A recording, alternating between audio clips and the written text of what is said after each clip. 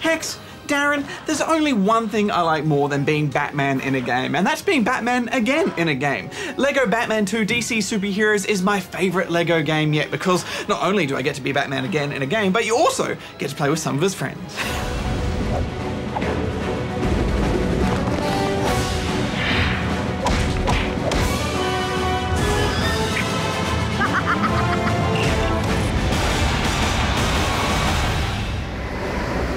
Yes, Bats is back, and this time the Joker teams up with Superman's rival Lex Luther, and they work together to try and defeat Batman and Superman and get Lex elected as president. I hope you voted before you got here, because you might not be leaving. You diseased maniac!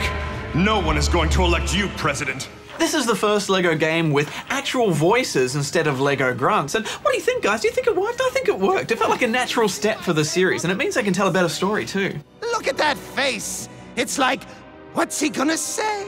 What's going to come out of that mouth of his? Affirmative. Lego Batman 1 was a decent installment, but it was different from other Lego games in that it wasn't based on a film, so gamers found it harder to connect with the story. The addition of voices fixes that problem.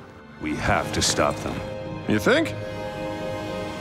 Yeah, and I think some of the actors here actually voiced some of the characters from the cartoons over the years. They all just sounded right, didn't they? Yeah. There are some standout moments in the campaign, such as exciting on-rail sections and fighting the massive Joker bot through the sky and then on the robot and then back into the sky. Yeah, that was my favourite bit, I think, and there's a decent length to this game too. It's classic Lego gameplay. You have to make use of all the characters and their abilities to solve certain puzzles. Robin and Batman have a variety of suits to wear, such as Electricity Batman that lets him walk through electrical hazards. Robin has a hazmat suit to soak up hazardous goo. There's also Stealthy Sensor Batman. And many more. I found the puzzles to be very simple. I was hoping they'd get harder and be more about lateral thinking rather than just using the right suit to activate a trigger here and there. Yeah, they're not very challenging, are they?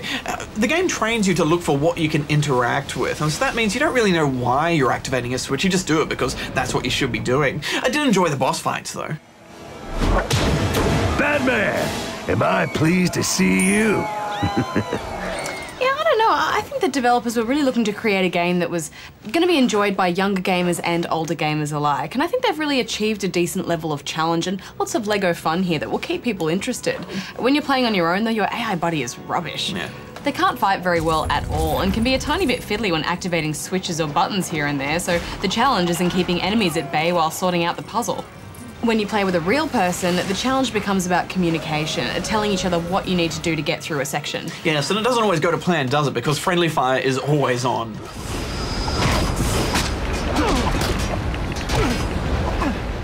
It should be called unfriendly fire, really. Yeah. After a while, you unlock Superman, and here is where the game changes quite a bit. Look, I'll hang around and give you a hand. Remember, I can do anything. Superman can fly, he's got cooling breath, he can laser things with his eyes. And he's virtually indestructible when there's no kryptonite around.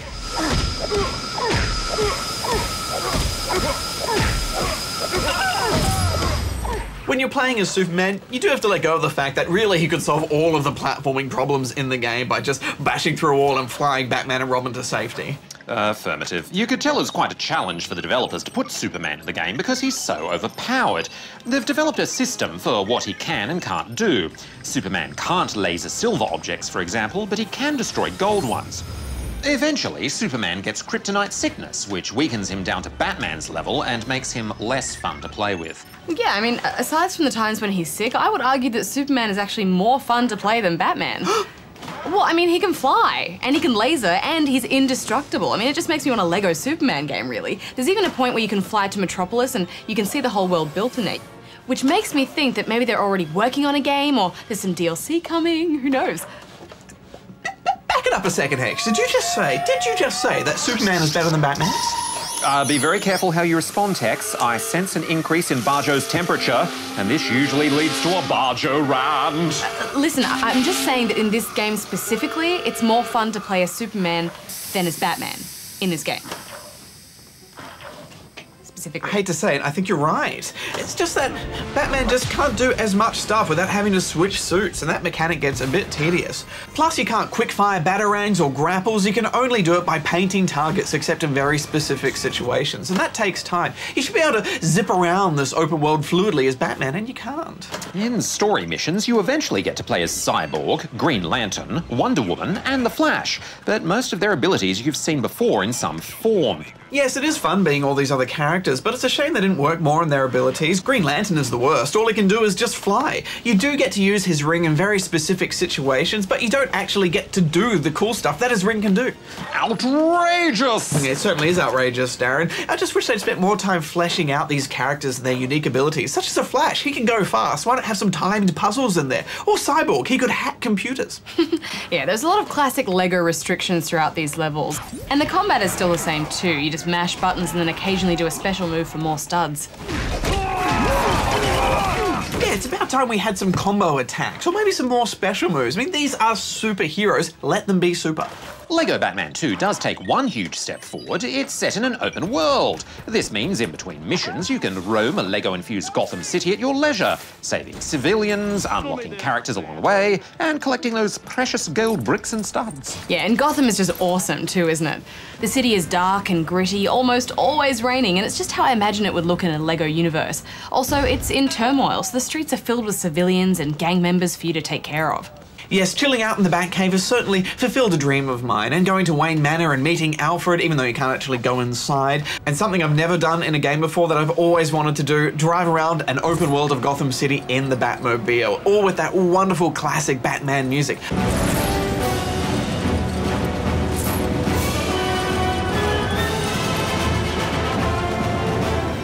And not only the Batmobile, but Robin and Batman's bikes and helicopters and a bunch of others you can unlock along the way. We've played this game for about 15 hours and there's still lots of mini-games around the place. There's so much to find and collect. Oh, I enjoyed flying about and causing havoc in Brainiac's spaceship. Watch out, Legonians. Darren is here to teach you a lesson on laser avoidance.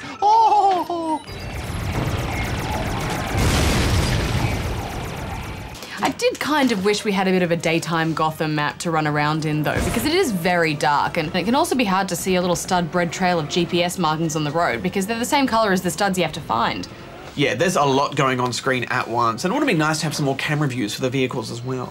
Sadly, there's no online co-op, but the trademarked LEGO local split screen returns. Things struggle to keep smooth in the open world, but it's mostly fine in the missions. And it is a very beautiful and often spectacular looking game. There's none of that foggy background, and you'll notice a nice detail and good use of reflections. The camera is a bit stubborn in the open world, especially when flying in a vehicle or as Superman. I just found it difficult to really navigate precisely. I think what I like most about this game is the story. It's about Batman letting go and accepting help from others, and he doesn't like getting help from others, especially Superman, so it's quite fun watching that play out. I just hope the next game in the series evolves that combat a bit more and irons out all of those niggling control issues, because it has so much potential. Anyway, what are you giving it, Hex? Well, all in all, I wish it had more story and less stud collecting, but I think it's a fine LEGO game and I'm giving it 7 out of 10 rubber chickens. I'm giving it 7.5. Barjo, do you wear those tights to strike terror into the hearts of criminals? Yes. They're super effective.